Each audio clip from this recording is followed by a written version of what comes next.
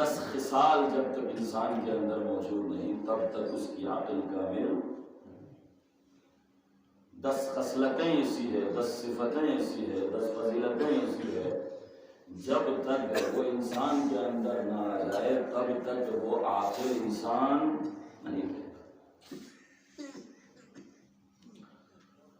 سب سے پہلی چیز الخیر منہ معمول، انسان ایسا ہو اس سے خیر کی امید کی جا سکے۔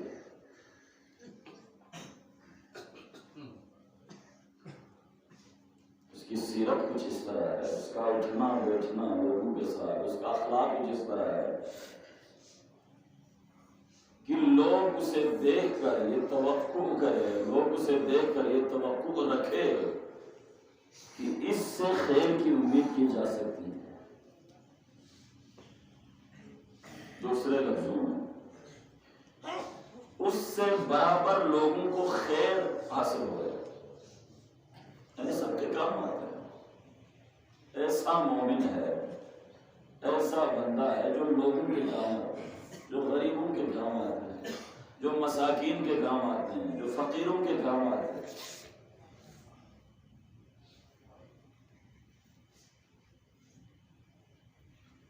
ہوتے ہیں ہمارے معاشرے میں کچھ ایسے لوگ ہوتے ہیں جو سبھی کہتے ہیں واقعی یہ بندہ ایسا ہے جو ہر کسی کے غم میں، ہر کسی کے دکھ میں، ہر کسی کے خوشی میں وہ شریک ہوگا۔ کچھ ایسے بھی ہیں جنہیں غیر کی بات تو اپنی جگہ اپنوں کا بھی نہیں پتا ہوتا، اپنے اقارب ہے، جو صلہ رحم ہے، جو بہنیں ہیں، جو بیٹیاں ہیں، جو اپنے گھر ہے، اس کا بھی اسے نہیں پتا ہوتا۔ لیکن کچھ ایسے ہیں جو اپنوں سے ہٹ کر دوسروں کے بھی غمی خوشی میں بڑھ چڑھ کر وہ حصہ لیتے ہیں اور برابر کے وہ شریک ہوتے ہیں۔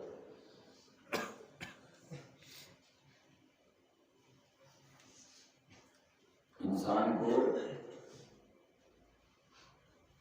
ایک کامل انسان بننا ہے تو اپنے اندر اس صفت کو پیدا کرنا ہوگا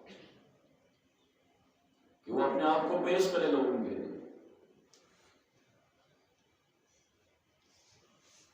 پراپرٹی بنانا، دولت بنانا، مال بنانا، مال جمع کرنا، مال اکٹھا کرنا، پیسہ جمع کرنا، اپنی دنیا بنانا، یہ تو سب کو آتا ہے اور یہ اتنی بڑی بات نہیں ہے، کوئی خاص صفت نہیں ہے، کوئی فضیلت نہیں ہے۔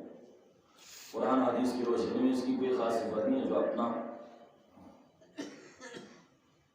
صفت اس کے لیے ہے جو خود کے ساتھ دوسروں کا بھی سوچے، جو اپنے ساتھ ساتھ دوسروں کا بھی سوچے۔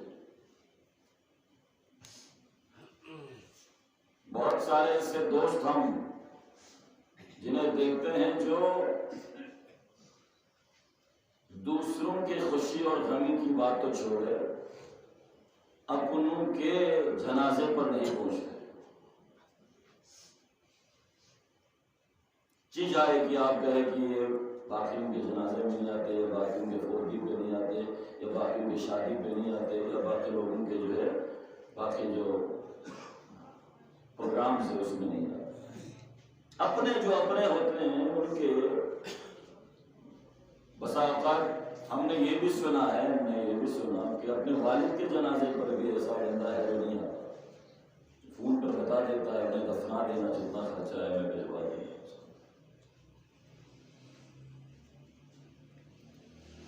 خیر کی امید نہیں، کیا ممکن ہے ان سے کوئی خیر کی امید ہونا؟ ایسے لوگوں سے خیر کی امید نہیں کی جا سکتی جو صرف اپنے لیے سوچتے ہیں، اپنے گھر کے لیے سوچتے ہیں، اپنے مستقبل کے بارے میں سوچتے ہیں، باقی کسی کے بارے میں مذموم انسان ہے، اس کی کوئی خاص صفت نہیں۔ وَالشَّرُّ مِنْهُ مَأْمُونٌ، اور دوسری صفت اس سے لوگ محفوظ ہیں، اس سے کسی کو تکلیف نہیں ہے۔ ایسا ہونا چاہیے بندے کو جس سے کسی کو تکلیف نہ ہو۔ لسان سے، ہاتھ بات سے، کردار سے، گفتار سے کوئی تنگ نہ ہو۔ کچھ تو ایسے ہوتے ہیں جن کی زبان اس قدر غلیظ ہوتی ہے کہ ان کی زبان جب کھل جائے تو لوگ جو ہے پریشان ہو جائے، لوگوں کو تکلیف ہو، لوگ اس سے پھر بھاگ جائے، متنفر ہو جائے، دور چلے جائیں۔ بھائی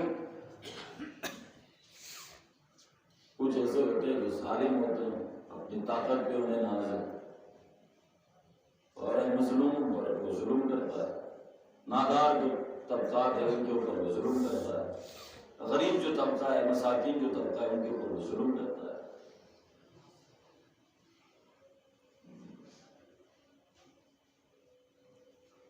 کیا ہونا چاہیے انسان کو؟ اس کے شر سے لوگ محفوظ رہے۔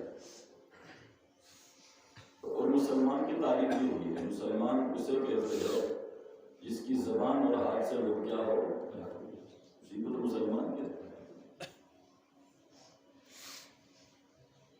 مسلمان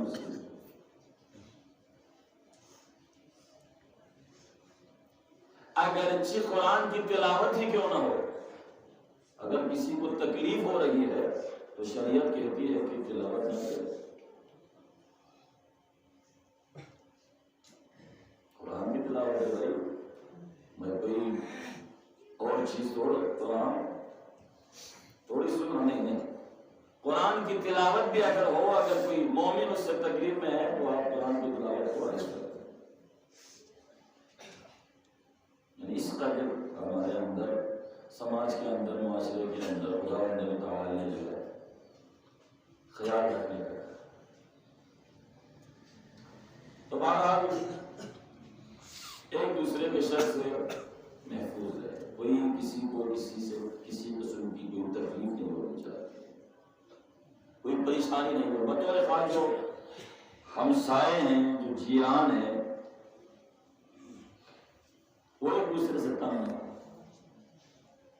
کیونکہ ان کی گردن پر حقوق ہے۔ کل اسی کے بارے میں سوال ہوگا، پوچھا جائے گا۔ نمبر 3، تستکثر قلیل الخیر من غیرہ۔ سلوات پڑھے محمد وآل محمد کے ساتھ۔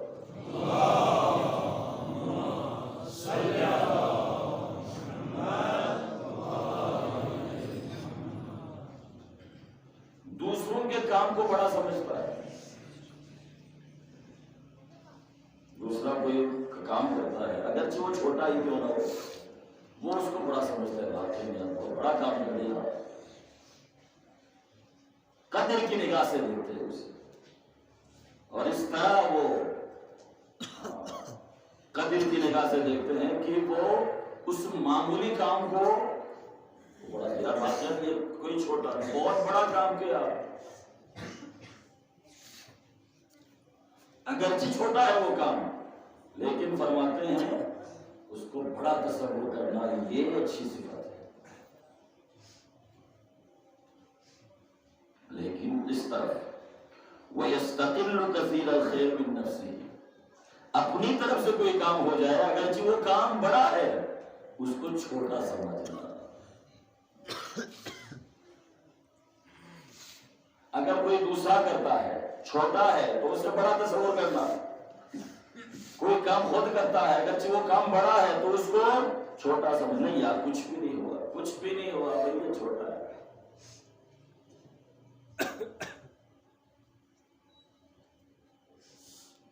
کوئی بڑا تصور نہیں کرتا، بلکہ وہ سمجھتا ہے میری طرف سے کچھ بھی نہیں ہوا۔ مسجد بنائی نہیں جا رہا، ابھی کیا ہے، خدا کی بارگاہ میں، اس خدا کے راہ میں کچھ بھی نہیں، امام بارگاہ بنا نہیں بھائی، اپنا جتنا بھی بڑا کام ہوتا ہے وہ کم سمجھتا ہے، نہیں یار مزید ہونا چاہیے، میری طرف سے یہ کم ہے، میری طرف سے یہ کم ہے۔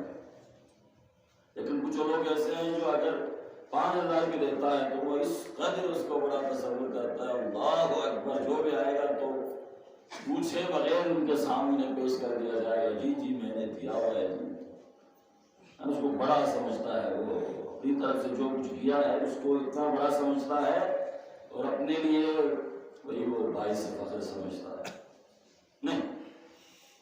جو یہاں سے جاتا ہے اپنی طرف سے جو جاتا ہے اسے کم سمجھتا ہے، وہ بڑا نہیں، لیکن دوسروں کی طرف سے کوئی 100 روپیہ بھی دیتا ہے تو اس کو بڑا سمجھے، بہت بڑی بات ہے، بہت بڑا کام کرتے ہیں۔ یہ صفت ہے، یہ بطور خاص 10 خصلتیں ہیں جو ہمارے اندر ہونی چاہیے۔ امام رضا علیہ السلام چاہتے ہیں کہ ایک انسان کے اندر یہ صفت موجود ہو، اگر اس کی عقل، ایک کامل انسان اگر اس نے بننا ہے، ایک عاقل انسان اگر اس نے بننا ہے۔ محمد پر بلند سے بات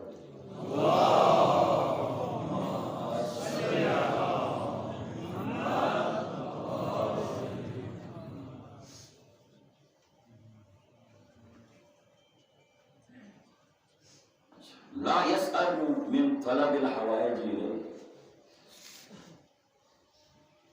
لوگ اگر اس کے پاس آ جائے مانگنے کے لیے تو وہ تھکتا نہیں۔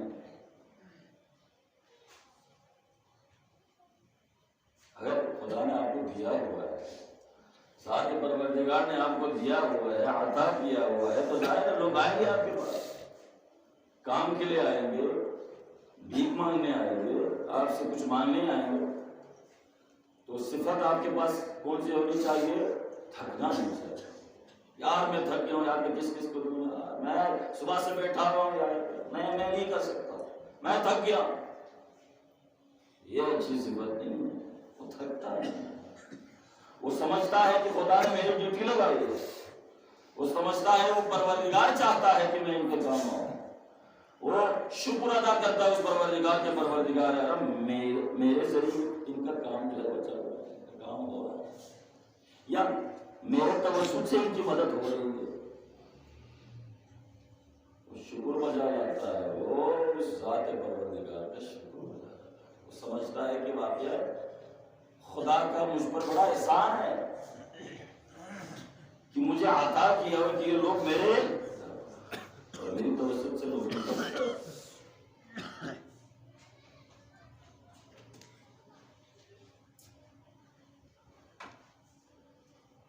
اہل بیت علیہ السلام کے دروازے پر کتنے لوگ آتے تھے، وَيُطْعِمُونَ الطَّعَامَ عَلَىٰ حُبِّهِ مِسْكِينًا وَيَتِيمًا وَأَسِيرًا۔ ایک دن مسکین آیا، دوسرے دن یتیم آیا، تیسرے دن اسیر آیا، مسلسل 3 دن سے بھوکے ہیں، 3 دن سے 3 دن بھوکے ہیں اہل بیت علیہ السلام۔ 3 دن کے بعد پھر پیغمبر آتے ہیں اور ان کے وجوہ دیکھتے ہیں، ان کے چہرے دیکھتے ہیں تو پریشان ہوتے ہیں، پتہ چلا کہ 3 دن سے کچھ کھایا نہیں ہے، پکتا رہا لیکن باہر جاتا رہا، پکتا رہا ہے لیکن روٹیاں بنتی تھی گھر میں لیکن باہر چلی جاتی تھی۔ اس ٹائم جب افطار کا وقت ہوتا تھا تو باہر سے کوئی یتیم مسکین اسیر آیا کرتے، کیا تھک آگے بیت تھکے ہیں کیا؟ نہیں، بلکہ کیا فرمایا، جب وہ یتیم اسیر مسکین شکریہ ادا کرتے تھے تو فرماتے تھے انما نطعمکم لوجہ اللہ لا نرید منکم جزاء ولا شکورا۔ کوئی ایسی بڑی بات نہیں، ہم نے خدا کی راہ میں دی ہے، ہم نے خدا کی راہ میں دی ہے، لا نرید منکم، تم سے ہمیں کسی قسم کی جزا یا اس کا جو ہے وہ نیچے رکھیں، بلکہ ہم نے کیا کیا ہے، خدا کی راہ میں دی، فی سبیل اللہ ہم نے اور ہونا بھی چاہیے، جو کچھ بھی ہم دیں وہ فی سبیل اللہ ہونا چاہیے، قربتاً الی اللہ ہونا چاہیے، خدا کی خوشنودی کے لیے ہونا چاہیے، لوگوں کی خوشنودی کے لیے ہونا چاہیے۔ اولین جو ہدف ہم نماز پڑھتے ہیں قربتاً الی اللہ، روزہ رکھتے ہیں قربتاً الی اللہ، حج پر جاتے ہیں قربتاً الی اللہ، زیارات کے لیے جاتے ہیں قربتاً الی اللہ، مین مقصد اور محور کیا ہونا چاہیے؟ قربتاً الی اللہ، خدا کی قربت۔ مجلسوں میں ہم کیوں آتے ہیں؟ قربتاً الی اللہ، کیونکہ ان مجالس کے ذریعے ہم خدا تک پہنچتے ہیں۔ ان مجالس میں ہم آتے ہیں تو ہم آیات سنتے ہیں، احادیث سنتے ہیں، قال جعفر قال الباقر قال علی قال الصادق ہم سنتے ہیں، اور ان کے فرامین جو ہے وہ ہمارے لیے ایک ذریعہ ہے خدا تک پہنچنے کا، کیونکہ ہادی ہے، یہ ہستیاں ہادی ہیں، رہنما ہے، راہبر ہے، اور ان کا کام کیا ہے؟ ظلمات سے نور کی طرف لے کر جانا، تاریکیوں سے نور کی طرف لے کر جانا، گمراہیوں سے نجات کی طرف لے کر، جہنم سے جنت کی طرف لے کر جانا۔ خود کہاں کھڑا تھا؟ خود جہنم کے راستے پر کھڑا تھا۔ کیا کیا حسین نے؟ کیا کیا ہادی برحق نے؟ اس راستے سے اس کو جنت کی طرف،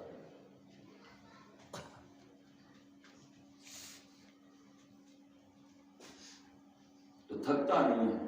خدا نے آپ کو دیا ہے تو آپ کو نہیں تھکنا چاہیے، بلکہ اپنے پروردگار کا شکر گزار رہنا چاہیے کہ خدا متعال نے یہ کام مجھ سے لیا، خدا نے مجھے انتخاب کیا اس کام کے لیے، پروردگار تیرا لاکھ لاکھ شکر۔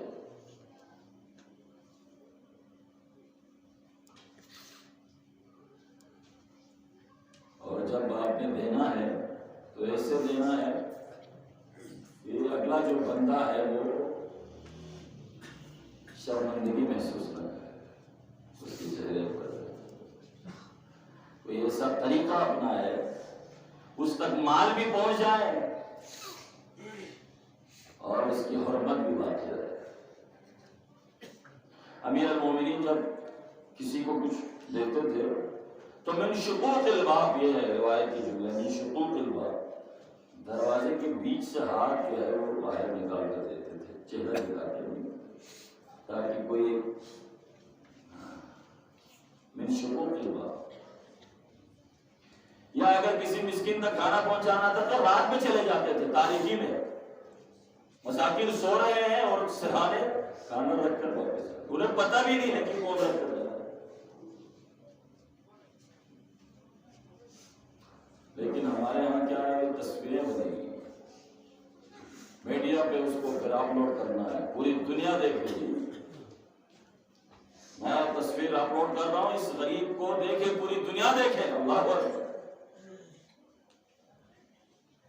کیا یہی مدد ہے؟ کیا یہی نصرت ہے جو خدا چاہتا ہے؟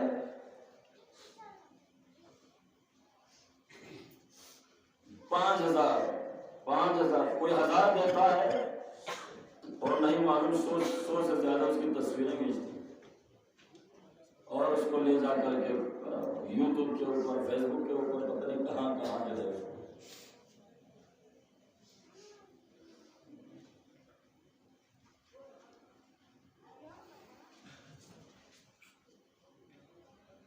اگر خدا کو راضی کرنا ہے تو سیرت علی کو سامنے رکھے۔ امام حسن اور امام حسین، امام علی کو دفن کر کے واپس آئے تو کچھ غربا کو روتے ہوئے دیکھا، کچھ مساکین کو روتے ہوئے دیکھا، کچھ نابینا حضرات ہیں جن کو روتے ہوئے دیکھا۔ کیا ہوا؟ 3 دن صاحب نے کچھ کھایا نہیں، یعنی 19-20 جس دن سے علی زخمی ہوئے تھے ان تک کھانا نہیں پہنچا۔ تمہیں پتا ہے وہ کون تھا؟ کوئی نہیں پتا، رات میں کھانا رکھ کر جاتے تھے، ہمیں نہیں پتا، 3 دن ہو گئے نہیں ہے ہمارے پاس۔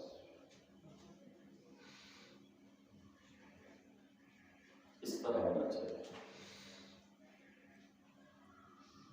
کہ بس خدا دیکھے، بس پروردگار دیکھے، بس خدا کی ذات دیکھے، بس اور کوئی نہ دیکھے۔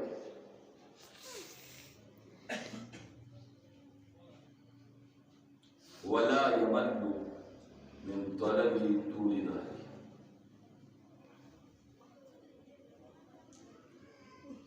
چھٹی جو خصلت ہے وہ یہ ہے کہ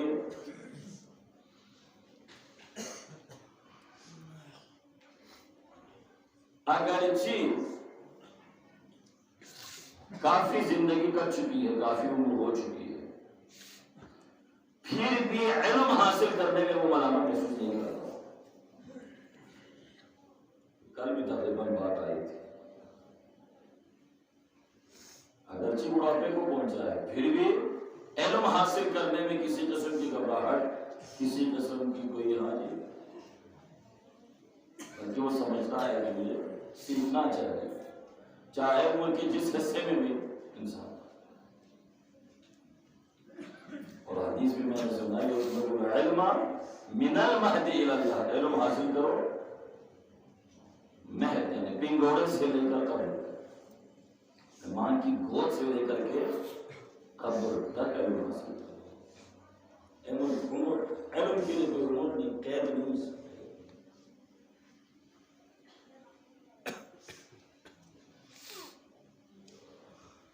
ساتویں چیز، الفقر فی اللہ احب الیہ من الغنی، خدا کے ساتھ رہ کر فقیر ہونا اسے پسند ہے، خدا کے دشمنوں کے ساتھ جا کر امیر ہو جائے۔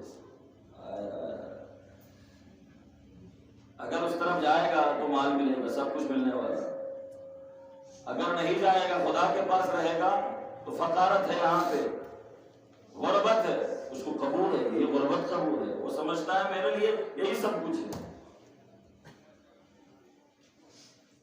کیونکہ اس کے پاس اگر وہ حقیقت میں دیکھے تو حقیقی دولت تو اس کے پاس ہے، وہ تو ظاہر ہونے والی چیز ہے۔ ان کے پاس تو وہ دولت ہے جس کو خدا نے دیا ہے، یہاں تو خدا خود موجود ہے، یہاں تو خود خدا موجود ہے اور وہاں خدا کا دیا ہوا ہے۔ یہ لم یزل ولا یزال ہے، ارے وہ تو ختم ہونے والی چیزیں ہیں۔ وَالذُّلُّ فِي اللَّهِ أَحَبُّ إِلَيْهِ مِنَ الْعِزِّ فِي عَدُوِّهِ، اور خدا کے راہ میں ذلیل ہونا اسے گوارا ہے، اسے قبول ہے۔ مِنَ الْعِزِّ فِي عَدُوِّهِ، دشمنوں کے ساتھ رہ کر باعزت ہونے سے، خدا کے ساتھ رہ کر ذلیل ہونا اس کو کیا ہے؟ قابل قبول۔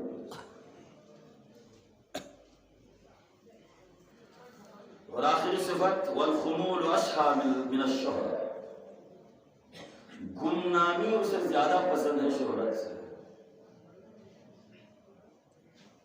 آج کے دور میں یہ نہیں ہے، آج کے دور میں شہرت کو زیادہ پسند کرتے ہیں، بس لوگ لگے ہوئے کس طرح مشہور ہو جائے، کس طرح میرا نام چمکے، کس طرح میرا نام جو ہے روشن ہو جائے، میں سب کو پتہ چل رہا ہوں۔ لوگوں کی کوشش یہی ہوتی ہے، ہر ممکن کوشش کرتا ہے کہ اپنا نام جو ہے وہ روشن ہو، لیکن خدا کی نظر میں، معصوم علیہ السلام کی نظر میں کیا ہے؟ گمنامی شہرت سے بہتر ہے۔ شیخ عباس قمی کو کون نہیں جانتے؟ مفاتیح الجنان، کوئی ایسا گھر نہیں ہوگا جس کے اندر مفاتیح اور قرآن مجید اور صحیفہ کاملہ نہ ہو۔ شیخ عباس قمی نے کتاب لکھی ہے منازل الاخرہ، جس میں موت سے لے کر کے پھر قبر، پھر سوال جواب، پھر حساب، پھر برزخ، پھر وہ ان کے علاوہ صراط، حساب کتاب، حشر نشر، یہ تمام بالترتیب ایک ایک منزل کو انہوں نے اس کے اندر محفوظ کر دیا ہے، اور اس منزل پر کیا ہونے والا ہے، ہمیں کیا کرنا چاہیے، کیا نہیں کرنا چاہیے، وہ تمام باتیں اس کے اندر ہوتی ہیں۔ احتضار کے وقت کیا ہوتا ہے اور ہمیں احتضار کے وقت کے لیے کس طرح تیار ہونا ہے، قبر میں کیا ہونے والا ہے، اور قبر میں ہمیں یہاں سے کیا لے کر جانا ہے، وہ تمام باتیں اس منازل آخرہ کے اندر موجود ہے۔ آنے والوں کے لیے جگہ کم بن رہی ہے، تھوڑا سا آگے بڑھیں تاکہ ان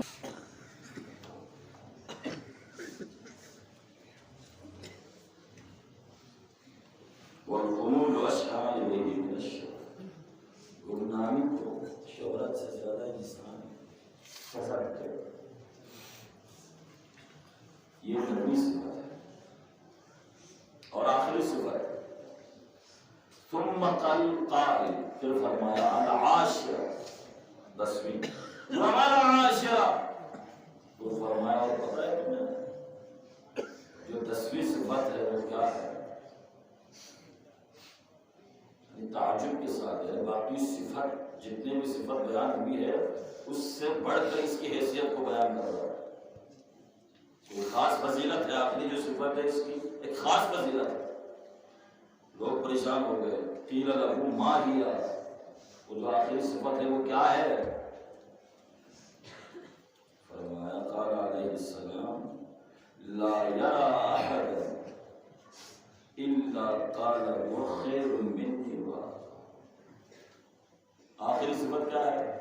جب بھی کسی کو دیکھتا ہے، جب بھی کسی کو دیکھتا ہے تو وہ سمجھتا ہے کہ یہ بندہ مجھ سے زیادہ بڑا ہوا، مجھ سے زیادہ اچھا ہے، مجھ سے زیادہ نیک ہے، مجھ سے زیادہ ان کے پاس فضیلت ہے۔ یہ بہت بڑی بات ہے۔ ہر کوئی خود جو ہے وہ زیادہ اپنے آپ کو متقی سمجھتا ہے، اپنے آپ کو بڑا سمجھتا ہے، پرہیزگار سمجھتا ہے، جنتی سمجھتا ہے، لیکن اس صفت میں کیا ہے؟ اس صفت میں بالعکس، دوسروں کو اپنے سے زیادہ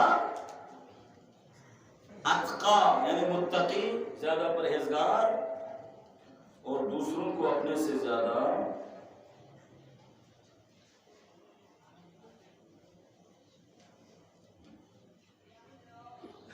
پرہیزگار سمجھنا چاہیے۔ یہ بہت بڑی بات ہے، اور اسی سے پھر تکبر کا خاتمہ ہو جاتا ہے، اسی سے پھر وہ جو انانیت ہے، میں جو ہے وہ بھی ختم ہو جائے گا۔ کیوں؟ کیونکہ وہ دوسروں کو اپنے سے بڑا سمجھتا ہے۔ جب دوسروں کو اپنا سے بڑا سمجھے گا تو پھر کیا ہونے والا ہے؟ پھر تو بہت ساری جو ہے بیماریاں اس سے جو ہے وہ بیماریاں ختم ہو جائیں گی، بہت ساری بیماریوں کے پھر علاج اسی میں ہے۔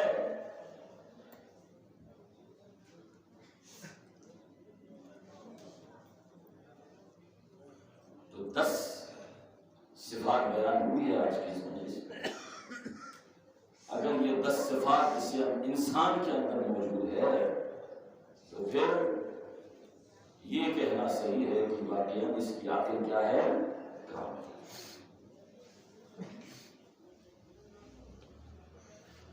بطور خاص کہا جا رہا ہے، درخواست بھی آئی ہے کہ مصائب بندی میں تو میں ان حضرات سے بطور خاص جو اردو سمجھنے سے قاصر ہے ان سے انتہائی معذرت خواہ ہوں۔ چند جملہ آپ کے لیے، اس کے بعد پھر میں بغدی میں مسائل پڑھوں گا۔ معصوم ہم سے یہی چاہتے ہیں، احیا امر الہی ہو۔ معصوم ہم سے یہی چاہتے ہیں کہ مجلسیں منعقد ہوں اور ان مجلسوں میں احادیث بیان ہوں اور ان مجلسوں میں ہمارے اقوال بیان ہوں، تاکہ لوگ سنیں اور اس پر عمل کریں۔ ایسی مجلس اگر ہو رہی ہے، اگر ایسی مجلس کہیں منعقد ہوتی ہے تو سمجھ جائیں معصوم ان مجالس پر خوش ہے۔ اگر خدا نہ خواستہ کوئی ایسی مجلس جس میں نہ حدیث ہے، نہ آیت ہے، کچھ بھی نہیں ہے، تو پھر وہ مقصود معصومین علیہم السلام یعنی ائمہ علیہم السلام جو چاہتے ہیں، پھر وہ مجلسوں میں احادیث بیان ہو، مجلسوں میں قرآن بیان ہو، مجلسوں میں اقوال معصومین بیان ہو۔ احیاء امر الہی کا میں نے جب تفسیر دیکھا ہے تو تفسیر میں یہی کچھ لکھا گیا ہے کہ ہمارے علوم کو کتابوں سے لے اور لوگوں تک پہنچائے، یہی احیاء امر الہی ہے۔ اور یہی مجلسیں ہیں جس سے امام جعفر صادق علیہ السلام محبت رکھتے ہیں، اور یہیں سے جب ملائکہ اٹھ کر جاتے ہیں تو آسمان کے جو اوپر جو ملائک ہیں وہ ایک خاص خوشبو ان ملائک سے محسوس کرتے ہیں، اور ان سے پوچھتے ہیں تم کہاں سے آئے ہو؟ تو وہ کہتے ہیں کہ ہم زمین سے آئے ہیں۔ کوئی خاص جگہ تھی؟ ہاں، ہم مجلس سے اٹھ کر آئے ہیں، وہاں اقوال محمد و آل محمد بیان ہو رہا ہے۔ امام جعفر صادق فرماتے جب ایسی مجلسیں ہوں تو لوگوں کے جسموں میں ایک عطر جو ہے کہ خوشبو خداوند متعال ڈال دیتا ہے، اور میں جعفر صادق اس خوشبو سے محبت کرتا ہوں۔ آپ محبوب معصومین علیہ السلام ہیں جو مجلسوں میں شرکت کرتے ہیں، اور جب ہم مسائل پڑھتے ہیں روتے ہیں تو قلب فاطمہ الزہرا کو تسکین ملتی ہے۔ میں نے پڑھا کتاب میں کہ اگر کوئی چاہتا ہے کہ فاطمہ زہرا سلام اللہ علیہا کے قلب میں تسکین ہو تو حسین پر روئے، تو کربلا والوں پر روئے، کیونکہ جب پیغمبر نے خبر سنائی ہے نا میرا حسین کربلا میں پیاسا مارا جائے گا، تو جناب زہرا نے جو سوال کیا ہے وہ یہی ہے، بابا اس وقت کیا آپ ہوں گے؟ نہیں بیٹا، نہیں بیٹی میں نہیں ہوگا۔ کیا علی بھی ہوگا اس وقت؟ نہیں، علی بھی نہیں ہوگا۔ کیا میں اس وقت ہوں گی؟ نہیں بیٹی آپ بھی نہیں ہوگی۔ تو جناب زہرا کا سوال یہی تھا کہ بابا پھر میرے حسین پر روئے گا کون؟ میرے حسین پر رونے والا کون ہے؟ اس وقت پیغمبر نے جناب زہرا سے کہا تھا کہ ایسی قوم آئے گی جن کے بڑے تمہارے حسین پر روئیں گے، جن کے جوان تمہارے جوانوں پر روئیں گے، اور جن کی مائیں بہنیں تمہاری بیٹیوں پر روئیں گے۔ آج دیکھیں یہ ہمارا وتیرہ ہے، جب بھی ہمارے گھر میں کوئی جوان کا جنازہ نکل آئے تو ہم کبھی بھی اپنے جوان پر نہیں روتے بلکہ علی اکبر کو یاد کر کے روتے ہیں۔ جب بھی کوئی چھوٹا ننھا سا بچہ ہمارے گھروں سے انتقال کر جاتا ہے تو ہم علی اصغر کے مسائل پڑھتے ہیں، اصغر کی مصیبت کو یاد کر کے ہم روتے ہیں۔ یہ وتیرہ ہے، یہ شعر حیدر کرار کے لیے خاص طور پر امتیاز ہے کہ ہم اپنوں کے اوپر نہیں روتے بلکہ شہدائے کربلا کو یاد کر کے روتے ہیں۔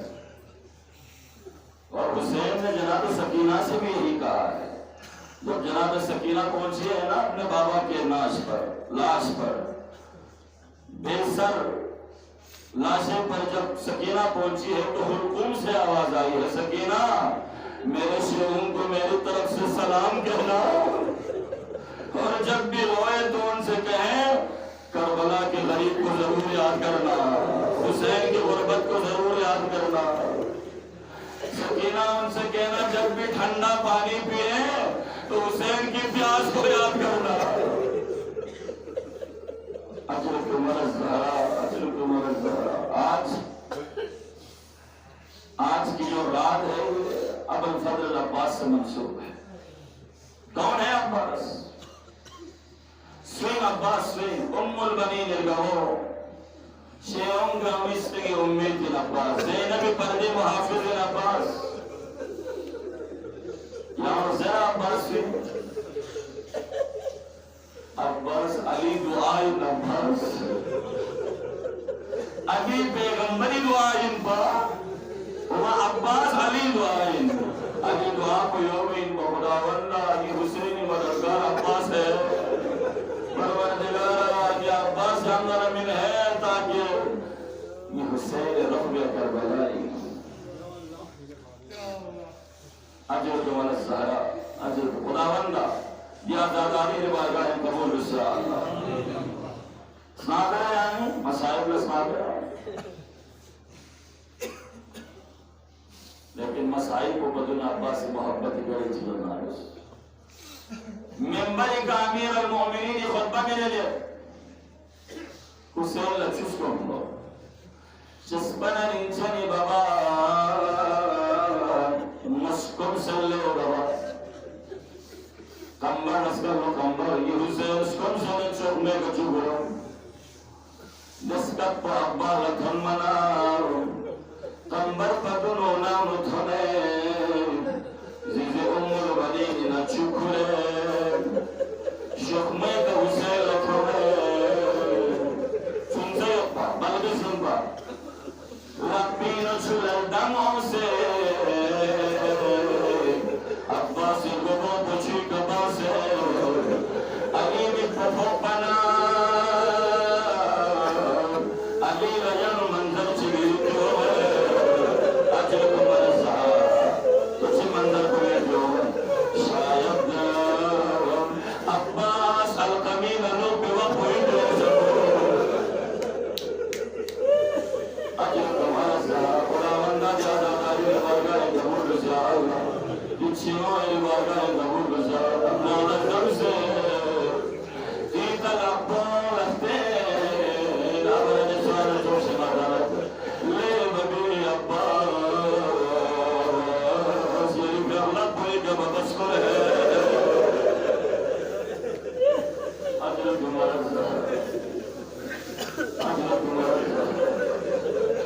علم لبین محرم اور مجا شک ملاقات کی غرامی گو سورم ذلت نتواب خدا بندہ جہاں جا شک ملاقات بچ گیا اللہ رمضان سب چگلا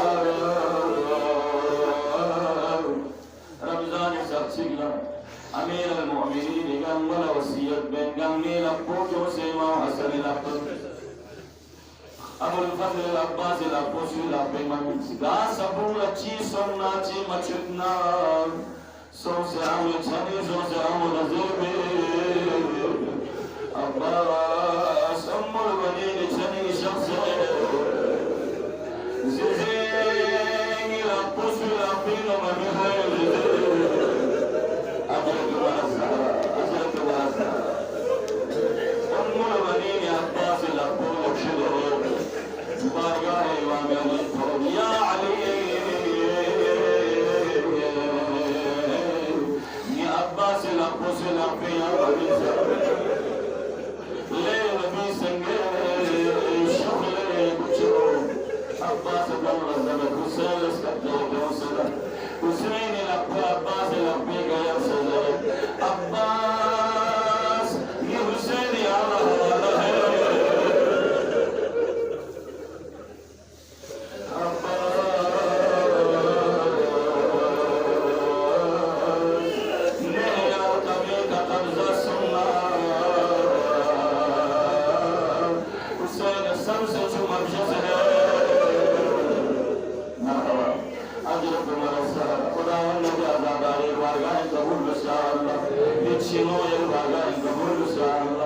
شب عاشور عباس رگیل برطمان یا دشمن کل عباسی خوفیو دو فریقوں سازش رسنا عباس لامان نام گلتان اللہ عباس یعنی مشہورنا نیر اللہ نیالا امان عباسی چکر سلک ملانت دل پسند جامان نام ہوئی نلا امان دینا زہرائی الگولا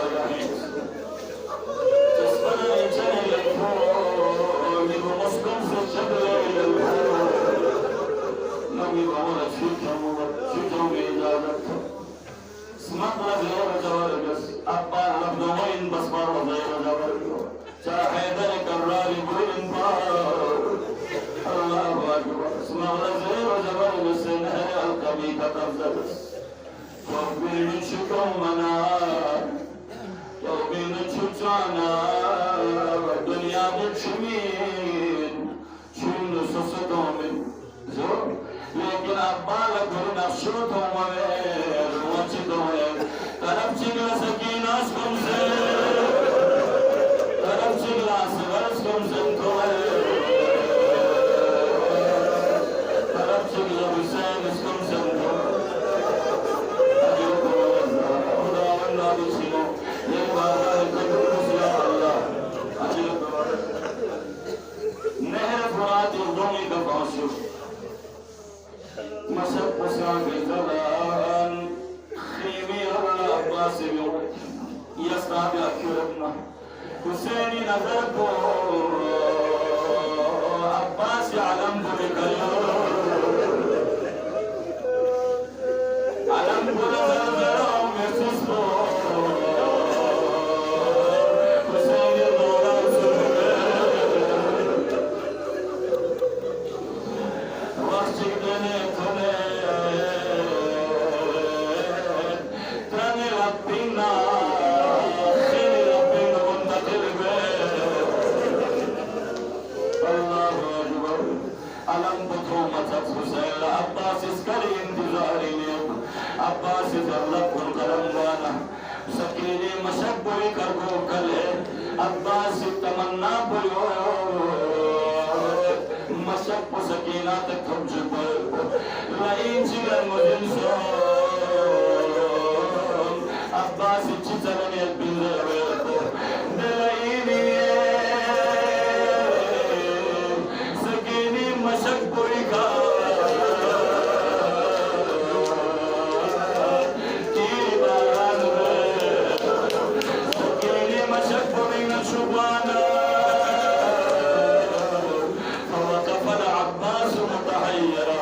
عباس پریشان سو سکت کھڑو چھادر بناو سکینی اردم لگوے اردم میں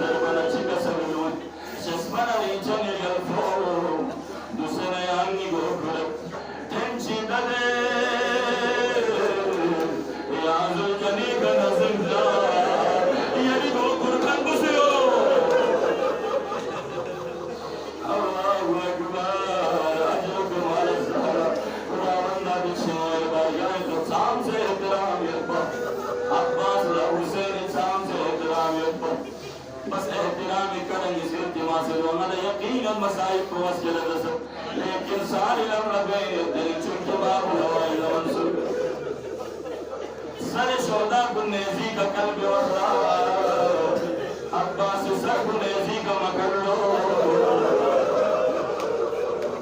لوائن کنی سجاد بنو ستے یہ بات سن سے سر کو نیزی کا چاہت پہ حضور بنا بات سن سے اللہ امام سے اللہ بیدی نیچے کا سرگون علماء بیان میں سب وجہ اس بیان میں وجہ چک بدو ام البنین زریب بن بار عباس حسین زہرائی بن ہے یا ام البنین بن ہے کبھی حسین برابر یاد میں عباس سر کو نیزی گچھی میں سے بڑھت بار حسین سر کو نیزی گھر بار جو پھر عباس حسین نے امور نیسے سے وجہ بدو دلین تھوڑا من تک زینب لا